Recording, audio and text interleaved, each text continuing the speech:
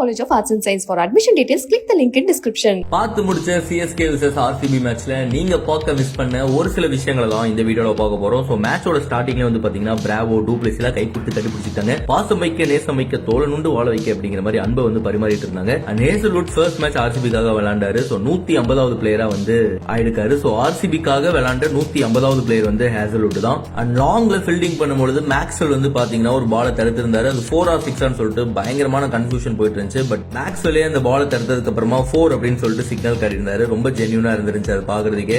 And Dube மேட்சுக்கு நடுவுல வந்து பேட்டை மாத்திருந்தாரு. அப்ப வந்து அவர் மாத்தினது பேட்டை மட்டும் இல்ல மேட்சையும் தான் அப்படிங்கிறது புரிஞ்சு. ஏன்னா பேட்டை மாத்தினதுக்கு அப்புறமா தான் 6-4 போட்டு பயங்கரமா ஆடிட்டு இருந்தாரு. சிராஜ் வந்து உத்தப்பா வந்து ஒரு அவுட் பண்ணியிருந்தாரு. அவுட் பண்ணதுக்கு அப்புறமா பயங்கரமா செலிப்ரேட் பண்ணிட்டு இருந்தாரு. உத்தப்பாவும் பாத்தீங்கன்னா பாதி தூரம் வெளில போயிட்டாரு. அதுக்கப்புறமா தான் அது நோ பால் அப்படின்னு தெரிஞ்சு. அண்ட் சிராஜோட ரியாக்ஷன் பாக்குறதுக்கே ரொம்ப கவலையா இருந்துச்சு.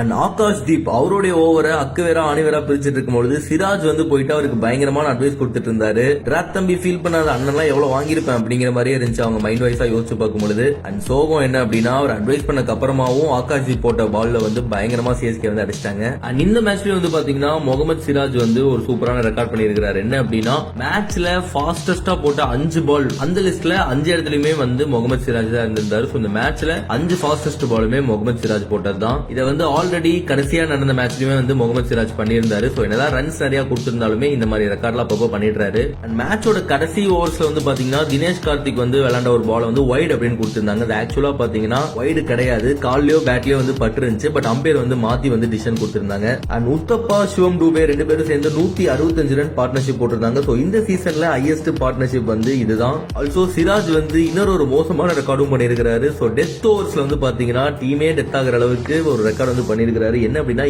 7 ஓவர் போட்டு 107 ரன் கொடுத்திருக்காரு கிட்டத்தட்ட. பட் விக்கெட்ஸ் வந்து எதுவுமே எடுக்கல.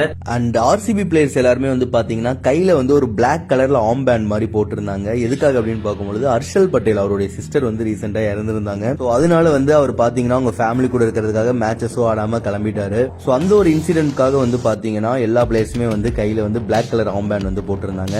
அண்ட் உத்தப்பா இன்னைக்கு 88 ரன் அடிச்சிருந்தாரு. அதுதான் வந்து பாத்தீங்கன்னா ஐபிஎல் வரலாற்றிலே அவரோட ஹையஸ்ட் ஸ்கோர். ஆல்சோ சிவம் டூபே 95 ரன் அடிச்சு நாட் அவுட்டா இருந்தாரு. அவருக்குமே பாத்தீங்கன்னா ஐபிஎல் ஹிஸ்டரியிலே வந்து அவருடைய ஹையஸ்ட் ஸ்கோர் இதுதான். இதை தாண்டி நீங்க ஏதாவது ஒரு விஷயம் சுவாரஸ்யமா பாத்துருந்தீங்க நடந்து முடிஞ்ச மேட்ச்ல அப்படின்னா அதை மறக்காம கீழே கமெண்ட் பண்ணுங்க. மற்றும் இன்னொரு வீடியோல உங்களை வந்து மீட் பண்றாங்க. வரைக்கும் டாடா சொல்லிட்டு பாய் பாய் சொல்லிட்டு கிளம்புறது யோகி.